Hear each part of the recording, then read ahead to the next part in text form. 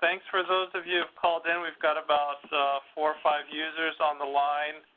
I'm sorry, Jake Ferguson joining the meeting again. Great. My name is Randy Bartlett. I'm the Interagency Coordinator for the Hawaii Invasive Species Council. And today we're having our Brown Bag Series number 22, and titled Hawaii Ant Lab's Little Fire Ant Response, 5 years after the first Oahu detection. And our presenter is Dr. Cass Vanderwood, Director of the Hawaii Ant Lab. So, Cass, thank you for taking the time to join us, and take it away. Well, hi, everyone. I've never done this online before, so everything's a bit new to me. My name's Cass Vanderwood. I kind of run the Hawaii Ant Lab, and we're going to talk about what we've done in the last 5 years. But possibly for people in the room, introduce themselves so I know who I'm talking with. Yeah, let's see. Here in the room is myself, David Penn with Division of Forestry and Wildlife. Chelsea with HIS. And Glenn Metzler with HDOA Habitat Conservation Plan Program. Lauren Taylor, also in the HCP Habitat Conservation Plan section of DOFA. And we also have about 3 or 4 people on the line. Want to start introducing yourselves randomly? Hawaii Ant Lab Hilo Office for Moral Support. Ooh, came in loud and clear. Anybody else? Dong Cha from USARS in Hilo. Okay. Anyone else? Forrest and Kim Star, MISC. Great. Anyone else? Dan, to be recognized? Okay. I think that's it for now. Okay, cool. I'll make a start. Now, I'm a little bit worried my cell reception isn't that good where I am right now, but my internet is wonderful. So if you stop hearing me, there's obviously a cell phone problem. When I stop talking, just let me know so I can repeat. I'd like to start off by trying to introduce as much of the team as I can. We have, I think, a total of 9 people working for us now. 7 here and 2 on Oahu, and we have another person coming very soon to start our Kona office. And these people, except for the idiot in the background, these people actually do the work. I just do the talking about it. And we've kind of evolved into 3 sort of arms. I guess one is the research section, and most of the research we do is very applied. Operations, which is the killing side of things, and Urkel's the best ant killer we have, and Heather is our extension specialist. So those 3 divisions or arms of how are basically how we're structured. But the reality is that we're all kind of joined up. All of our responsibilities overlap, and that's something that I encourage. It makes the job more enjoyable and provides people that are way more multi-skilled. People are involved in both operations and research and extension. They begin to see the importance of the other groups and are able to. So I kind of like that. We now have branches. Aside from the original office in Hilo, we have a couple of people embedded at HDOA in King Street, and we now have an office in Kona at the US Extension office. And that will be the Kona person will reside. Before I talk about Little Fire Ants over the last 5 years, I just want to make sure that everybody understands that no project that I'm talking about today is something that we've done by ourselves. Everything we do pretty much is in collaboration with other on-island partners or other people. So it's kind of nice. We have all these relationships and we try to work in with people, but we rarely do something completely independent. So I'm kind of taking the credit in part for some of the things that other risks may have done. Is that me being cut off? Can people hear me? Yeah, we can hear you. It's a little little soft, but we can hear you. Okay. I don't know if I can. I don't think I can turn this up anymore. That's better. If I hold the microphone like this, is that better? Yes. Yes. Okay. Cool. All right. Thank you. I'd like to start with just a brief review of the first 5 years.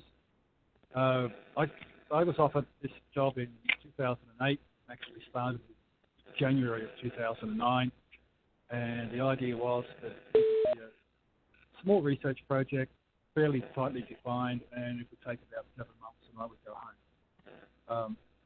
And I did the research project, but whilst I was doing that, it became really obvious that there were so many people out there that needed kind of technical help and advice, and be told, shown, or trained in how to use pesticides and deal with this problem, that the research side of things kind of fell back a little bit. And most of 2009, I would have to say, I focused mostly on just helping people and businesses. Towards the end of 2009, fire ants were discovered in Maui on a property at Waihehe. It was a result of some excellent outreach material work that NISC has done, and they picked up this infestation, fairly small on just one property, but it scared the hell out of us. And I didn't know whether we could eradicate it. And it turns out we could. But no one happened. Fairly soon after that, we had our first report of fire ants on the Kona side, on the west side. I was really surprised that it took that long to get there, given that LFA had been on the Big Island at that point for more than 10 years. It was surprising that that was the first time we found it there. And 2010, 2011, 2012 were pretty tough years for anybody in this sort of business. There was no money. There were no funds to support ongoing projects. And, the GIST budget was absolutely gutted, and the whole reduction for some economic crisis really hit the soft projects, the soft money projects really hard. Sorry to interrupt, Cass. I don't know if there's anything you can do about it, but you're kind of breaking up and it's hard to hear you. Okay. There's not much I can do because where I am, I have poor reception and I can't change where I am. Whatever you just did is much better. Okay, I'll just reposition the phone. All right, keep it there. Randy, do you want me to start again from a point or keep on going? No, I think you can keep on going. Thank you. So in 2011, we started thinking about the infestation on Kauai, which had been discovered at the same time as LFA was discovered on the Big Island. But the regional response, which appeared to have been successful, wasn't, and the site became reinfested. And of all the places we've tried to kill fire ants, to that point, this was certainly the most challenging. At the same time, we were very lucky to pick up a major grant from the US Forest Service, working with some Pacific countries on training and awareness of invasive ant species. So it was good because we didn't have the funds to continue anything, and it allowed us to continue the services that we were providing with minimal risk funding, whilst at the same time doing a really great project. And shortly thereafter, sort of funding became a bit more free. So in 2011-ish, Michelle began with us, and shortly afterwards, we had an extension technician called Kanoe work with us. She left about a year or so later, at which time we hired Heather.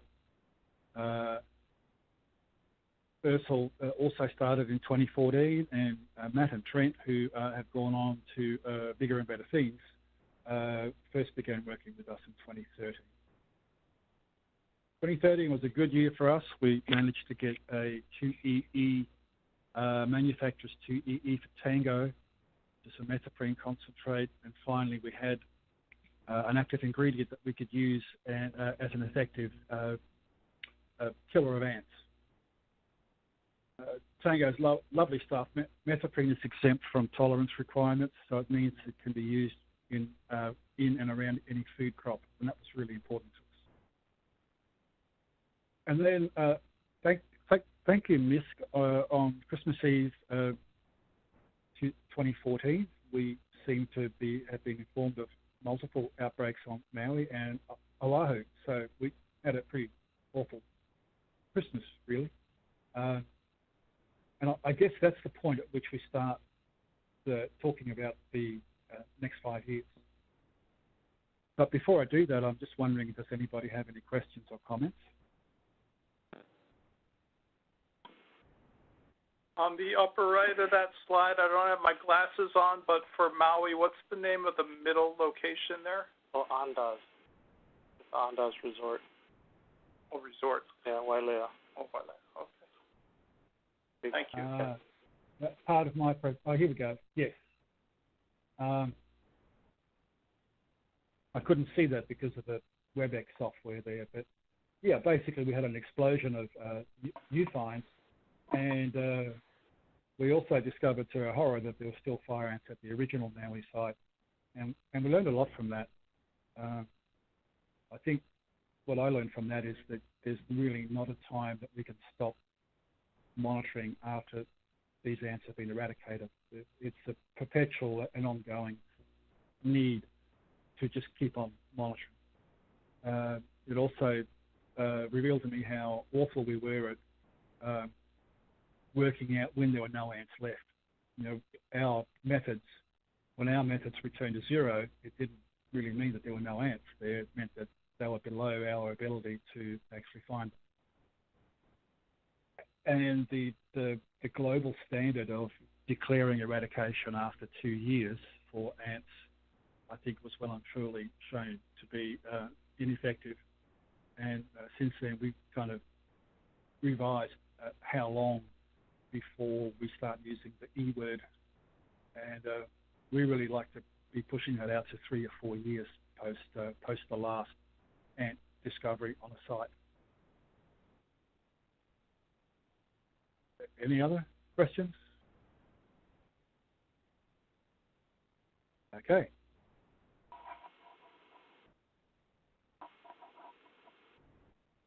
Nothing. What the hell is going on here? Here we go. I have an annoying little window that's open on my computer that blocks it. So 2015 was a pretty busy time for us because we were assisting on Maui and working on Oahu as well as Kauai. So we were kind of all over the place. We began the Kauai eradication after some really careful planning and getting the experimental use permits that we needed. We were working with MISC to do a lot of the operational treatment work on Maui. And on Oahu, we managed to hire 2 people and embed them with DOA to run an ongoing monitoring or a search and destroy type operation. It appeared pretty clear to us all that at the beginning of 2015 that the person who was kind of taking the lead, which is Derek Arakaki, he kind of already had a job, and by loading on more work on him, it was really clear that some of that work wasn't going to get done. So having 2 people there, who we trained, was just something that had to be done. And hopefully the Department of Agriculture will, at some point, create positions that are similar. But right now, the whole thing seems to be running fairly well. I don't really want to talk about 2016 Randy, is that okay? Well, We you can gloss over it as much as you like. I'm going to. Between 2015 and 2016, I had some health issues, so I wasn't around, and since then I've had some a little bit of memory loss. But I do remember that when I got back into work, that we had, I guess we came of age as a group, and maybe every ISC has already gone through this. I think they have, but we certainly had a really hard time with a person who decided that they were going to make life as difficult as possible for us. And that was really stressful on all of us. But I guess the end result of that is that we now know how to use the system more effectively to deal with these things. Anyway, it wasn't fun. Moving into 2017, we started getting a lot more inquiries from people on the west side of Hawaii, and it was really difficult for us to meet that demand because it's a 2-hour drive over there and a 2-hour drive back. So on a normal working day, you can expect to get 4 hours work out of a person. So it makes, working and helping on the west side fairly difficult for us. And that demand, I guess, was just increasing all the time. On the positive side of things, the 2 sites on Oahu at this stage appear to be ant-free or below detection levels. And as far as I know, we've not found LFA at Mililani since. And the Waimanala area is an area with a lot of nurseries, and we continue to survey and find little outbreaks there. But the main infestation that we had, the original one, is no longer active.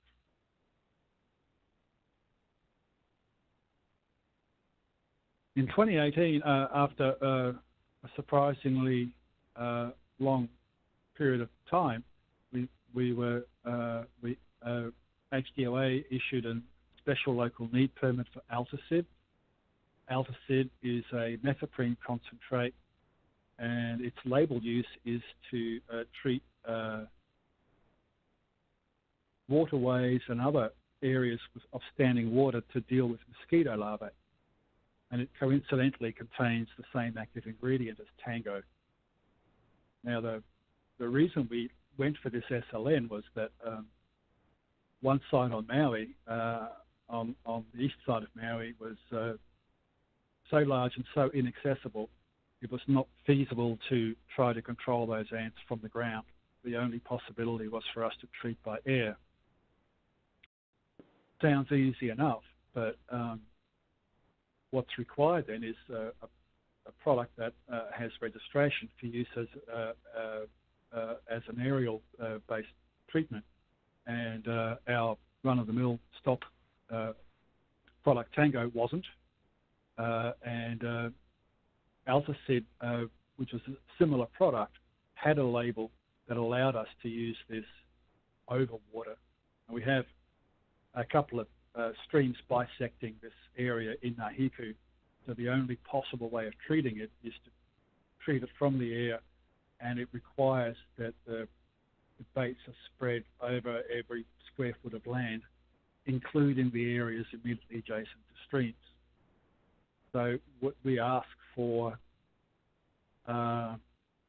permission or regulatory approval to do that. So effectively what we're going to be doing in Maui is to be treating with a product that has an aerial use label, but it hasn't got the bait use pattern that we need. And the SLN allows us to use this product within our bait matrix. To do it any other way, we would have been in all sorts of trouble. But we are now able to treat that area safely and effectively from the air, and my belief is that we're about to commence on that, although when I say we, I really mean MISC, and we'll tag along and help.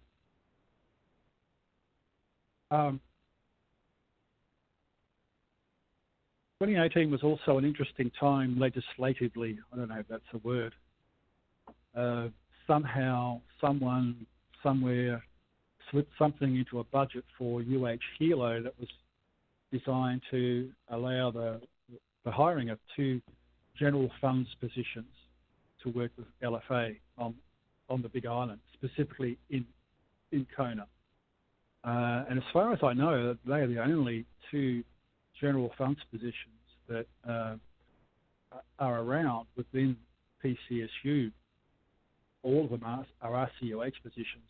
Well, all of us are on soft money, but these 2 positions are permanent, ongoing civil service positions. So it's a really big step away from our normal attempts at finding additional funds. And I didn't have a hand in this, but I really appreciate the person who did. We now have to work out how to deal with that, both administratively and on the ground. There's some issues there, but we have funds for long-term positions, which hopefully will allow us to continue providing support in coming years. You'll see across the bottom too, again, basically where the names in red appear is roughly when in the timeline these staff began. And you'll also notice that in 2017, fire ants were discovered in Yap. In 2018, they were discovered in American Samoa and, of all places, Spain. And just recently, they were also detected in Fiji. So during this period, this 5-year period, we're also seeing more and more infestations from a regional perspective. So trying to look at the big picture, if we go back now to the year 2000, when fire ants were first documented on the Big Island and Kauai, the global map showing where fire ants have invaded is this. Basically what we have is a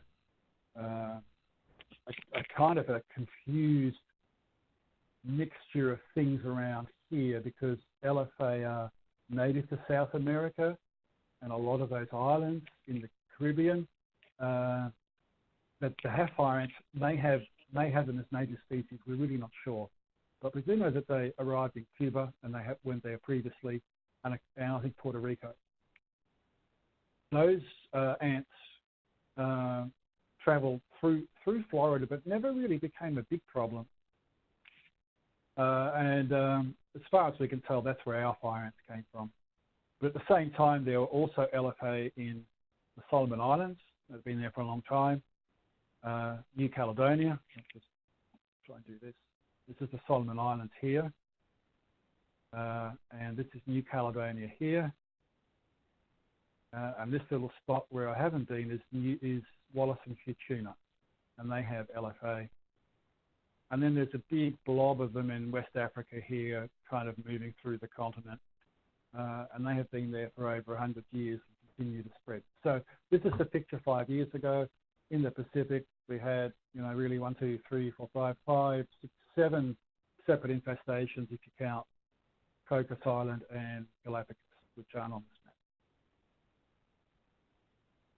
2014, so in that period of 14 years, we have managed to, these ants have managed to spread to a whole bunch of new places, including Israel, of all places, but Israel, Papua New Guinea, Bougainville, Guam, Vanuatu, Brisbane, Australia, Tahiti, and now the 4 major islands of Hawaii, so also Maui and Oahu. So this is the picture 5 years ago. And the picture today is even more alarming, with Spain, Yap, American Samoa, Fiji, Moorea, and Urutu also now with LFA. So when people say this is spreading rapidly through the Pacific region, it's really spreading rapidly through the Pacific region. There's no doubt that this is going to be a major problem. There's another way of looking at this too, just from a epidemiology perspective, and that's to look at the genetics that are tied in with this. They're really, really, really clever people in France are able to compare the genetic material from these invaded locations and draw links between them. LFA reproduce clonally mostly, and so those clonal lines can be identified and followed.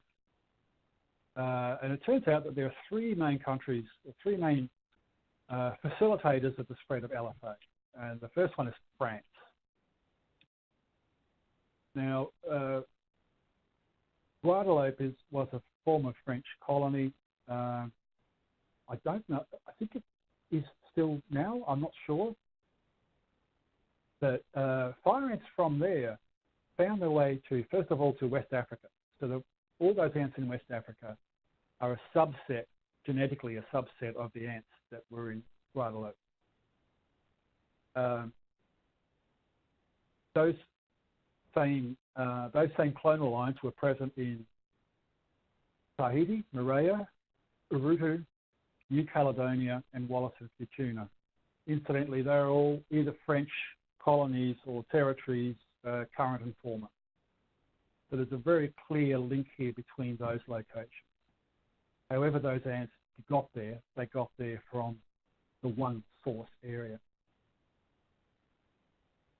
Don't worry, America's been busy too. So in the 1920s, I think at the time Cuba may have been a protectorate or a territory of the States. Cuba managed to acquire little fire ants and very quickly spread it to the agricultural industry in Florida. The reason for that is that a lot of the day laborers in Florida, in orange groves and so forth, were actually from Cuba. 80 years or so later, they turned up in Hawaii. So all the ants that we have here in Hawaii are a subset of the clonal lines that are present in Florida. So the ants that we have very, very likely came from Florida. The ants in Guam and Yap and American Samoa, so these other open quotation marks, strategic locations within the Pacific. These three sites here, no genetic analysis has been done, but I'm a gambling man and I would put money on the fact that those three new infestations are related to the Florida and Hawaii genetic material. Australia's been busy too, but they're not very good at this. They've only managed to infest 1, 2, 3, 4 places, and it's arguable that the Australians are responsible. But that infestation started in the Solomon Islands. It arrived there, as far as we can tell, as an attempt at biological control in cocoa and coconut plantations. So it was a deliberate introduction, and the subsequent spread. So Solomon Islands is here. That's where McHale's Navy is from. Those ants and those ants here in Papua New Guinea are the same, genetically the same as the ones in Cairns, and genetically the same as the ones here in Vanuatu. And most of the provinces of Vanuatu now have little fire ants. And it's interesting to note that you would think, just looking at this map, that the New Caledonian and Vanuatu ants would be somehow related or linked. But even though those two bunches of islands are very close to each other, there is no genetic sharing. There's no genetically shared material between those two locations. And the same up here, where Yap and Papua New Guinea are. They're a little bit further apart, but again, the closest infestations to Yap would be on Papua New Guinea, and they are most definitely a different set of clonal lines. And then we have a bunch that we really don't know much about. Sorry, this didn't come up well on the presentation, but Spain, Israel, breaking news, Fiji, and the Galapagos and Cocos. We really don't know much about the origins of the material there, but they're as far as I know, they're unrelated to the Hawaiian material. So it's not just a Hawaii problem, and it's not just a Pacific problem, but the Pacific is bearing the brunt of this. The next couple of slides I've got is trying to explain what's happened on the Hawaiian Islands. So in 2014, we have an existing infestation at Kali'iwai on Kauai. We just found ants at Mililani Mauka and at Waimanalo. It looks like Maui might have a few anti-vaxxers there because it looks like it's acquired measles. We had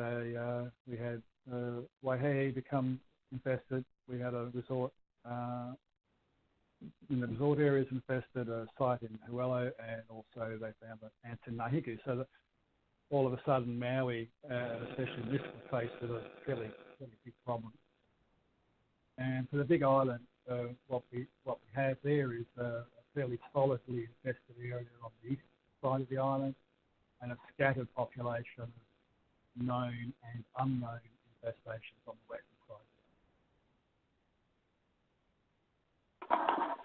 side. Your mic's drifting, Cass. Sorry, mate.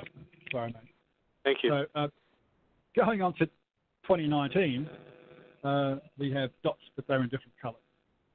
So the green dots, what I would term as being where LFA are below our ability to detect them.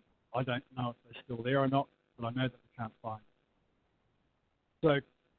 So Kali'iwai is pretty much ant-free, and Michelle goes there quite regularly, and she knows the spots where occasionally we do find a surviving colony. So she basically focuses now on post-eradication monitoring and finding those little incipient colonies. For a while there, I thought we were having a great run on Oahu. The Mililani and Waimanalo sites are both ant-free, but unfortunately, Matthew and Mikey are just way too good at their jobs, and they keep on finding new ones. So they're basically running what I would call a search and destroy operation. They're looking for infestations that might be on the island based on gut feeling and pathway analysis, and then they go and check those hives. Maui, and by Maui, I mean MISC are doing the bulk of the work Hawaii-wide. I think they have as many as 12 current or past infested locations. So it's really hard work for those guys. But the good news is that 4 of those look to be fire ant-free or below detection threshold. The bad news is that huge site in Nahiku, which is a very, very challenging site, we have not yet to make any real progress there. All we've managed to do really is to contain that infestation and prevent it from spreading. We're losing you, Cass. Sorry. Okay, I'll try repositioning my phone. I'll stand on one leg and I'll hold my left arm out upwards in a way. Is that helping? Yes. No. Okay. A little bit. And on the Big Island, what we have there, I think, is a solidification on the east side. That area that's infested is now more densely infested. And on the west side, I think it's variously infested. So on the east side, it's becoming difficult to find a property that doesn't have LFA. Whereas on the west side, it still seems to appear as a series of small isolated infestations that are spreading and eventually joining up. So that's the 2019 picture. Except for, I really hate this, but it does demonstrate. My point. This morning, Matthew and Mikey found another fairly big infestation somewhere on Oahu, and that hasn't gone through channels yet, so the location just has to stay out of it. But basically, they found some more fire ants, and it's quite logical and predictable that they'll keep on doing that. Does anybody have any questions?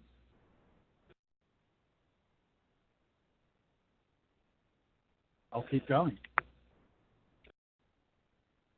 So now what I have is just some basic rambling. So I just wanted to kind of try to help clarify things for myself for these 4 main counties that are infested, and what should we or could we do on each of those, and should our approach be the same or different?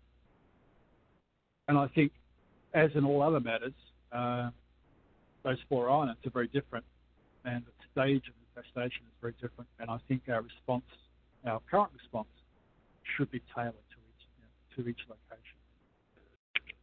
So I've got some basic thoughts about each of those islands, starting with Kauai. Kauai doesn't have many people on it, and not as much movement of things that might carry fire into Kauai. It's more self-contained, I think, than some of the other islands. And they're all positives for us, because it means that there's less chance of something slipping through. And we also know that we only ever has one infestation been found that was well established. I think there were some intercepts at nurseries and at the port, but the well established infestations definitely, are going. You're breaking up. Sorry, Cass. That's the one. All right. How about I move this again? Is that better? Is that better or worse? That's better. Okay. So what should happen on Kauai as far as fire ants go? And just thinking about it, I think the important things are monitoring the site that we know had fire ants and continue to do that, because we now know what happens if we don't. The first time round, that response wasn't as successful as it could have been, because we made an assumption that the ants were gone. I think the outreach and awareness and the community engagement work that's already happening on Kauai should continue and should be expanded. And it would be very helpful to have an ongoing survey of the higher risk sites. And I know that KISC have done some terrific survey work over the last 20 years. And what I'm just saying is that that's really great work that should continue.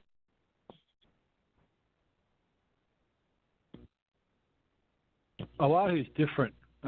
It has a much larger population. I think I'm going to guess it's 1.5 million people. Kauai is like 50,000. There is a massive amount of stuff that comes into Oahu from neighbour islands.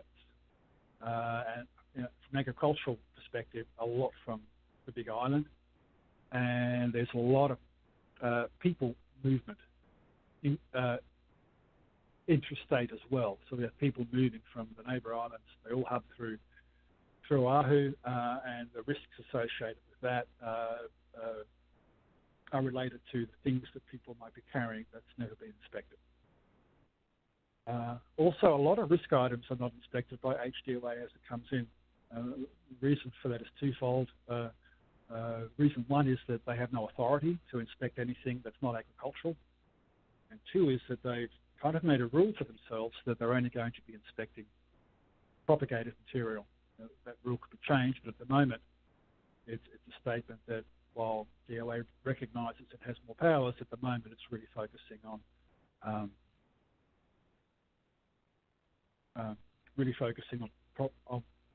propagated material, and to be honest, they don't have the resources to do much more. So there's a gap there. And thinking about what that means for Oahu is that, in my mind, the threat of little fire ants is continuing. There's always going to be an influx of new propagules, new little foci, and that's going to continue in perpetuity. And so even today, my feeling is that there are many undetected infestations on Oahu. And the reason for that, I think, is that people don't seem to notice these things until they're really well established. And once they cover an acre or two, people start to notice them. And that's not a reflection on people. On Oahu, it's just a reflection of people generally. To give an example, in Brisbane, when fire ants were discovered, it was already covering over 100,000 acres of urban land. In other words, the footprint of the infested areas at the time of discovery was covering about 500,000 people. So people don't notice these things unless somebody's telling them. So I think an ongoing research and destroy program there is a really good idea. If we just keep on steadily plugging away, I think what we can do is have a very low-priced, effective, aggressive control plan. Find it and kill it. And I think that's the best approach on Oahu. And I also think that maybe we can reduce that influx of new propagules through continuing the good work that OSC are already doing with outreach that looks to change people's behaviours, especially when they're travelling and when they're outside, what they notice and what they might not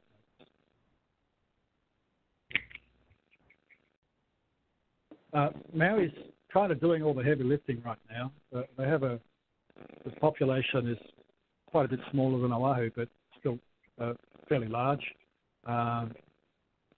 There is already a strong eradication or an aggressive control program, and certainly the outreach program there is really quite comprehensive. But I think we can continue to see that influx of new propagules. We have to be prepared for and accept that we can't detect them at the border all the time. And again, because we can't find them until somebody notices them or we notice them, usually when we detect LFA or either through people reporting this or our surveys, those infestations generally cover more than an acre and normally cover about 5. So if we can eradicate a 5-acre infestation, then finding it at that point means that we can eradicate things as they're found. So I was thinking on Maui, and I know that this is moving towards this, so I'm really just telling you what's already happening, but Maui could do with and is building an on-island control program with staff and personnel that are highly, really highly trained in this area. I think an enhanced early detection program would be useful. By that, it's that kind of a search and destroy thing again, and I know Maui already do that, and they do quite a lot of it. And what I'm saying here, I guess, is that it's really valuable. And the same with community engagement. We're really looking to get the public to help us find these things before they get too widespread. And we're screwed basically. We have this species all around the island. There's no real probability of island-wide eradication. It would be very easy to find 3 things, none of them technical, by the way, that would stop this. One's money. One is people refusing to allow treatment. Sorry, Cass, you're breaking up. Okay, so I'll start again with this. But on the Big Island, fire ants are very widespread and they continue to expand. There is really no realistic probability of eradicating it island-wide. I think we can spot eradicate. Well, I know we can. But we can't eradicate island-wide. There's a very strong demand for technical assistance or extension type assistance. There's also a very high need for effective community engagement. And at the moment, those, BISC is really carrying the bulk of that load. We do some extension work, but that highly necessary community engagement and outreach is all done by BISC. on Big Island, fire ants will continue to spread until all suitable habitat is invaded. That is inevitable. There's really no way of changing that. And all suitable habitat would be anywhere below 3,000 feet and any structure at any elevation. So when we build something, we change the microclimate so that we can live there. And if we can live there, ants can live there. Any kind of ecological model isn't going to hold for that. But I know that regardless of where these structures are on the island, they can potentially be infested. So what we should be doing there, I think we should be focusing on slowing the rate of spread. Not because it changes the eventual outcomes, but it buys people time. And when you look at it from an economic perspective, we're talking about impacts that are in the tens of millions of dollars a year and increasing. And the more we can slow that down, I think the better things are. But we can't expect to be eradicating anything except from a small, well-defined area. Slowing the rate of spread should be our aim, and I think providing technical and extension assistance, basically working out how to kill these things more easily or more cheaply or effectively, and then providing that information to the people that need it. And a continued outreach and community engagement program as well. And I think, well, statewide, but certainly for Hawaii Island, we've got to continue developing new control methods that may be safer, maybe more acceptable to some people, or less expensive or easier to apply. So that's just some rambling thoughts I had. I'm going to just run a little slideshow now. Feel free to look at it. These are all from Maui. You're looking at areas that Michelle and her team have treated every square foot of. So all that green space below that lovely house. Michelle has been over that, I think, 8 or 10 times with ropes. She's crazy. I couldn't do that. This is Cass. This is Kauai you're showing, right? Kalihiwai. Yeah, this is Kalihiwai. That's the house that belongs to Mr. Ben Stiller, who's very graciously allowed us to use it to tie off our ropes as our guys jump over the edge of that cliff. So if his house is not well built, we're going to start losing people. I've got a few pictures later on, but I'll let that run while I take questions. I think we have 10 minutes for any questions.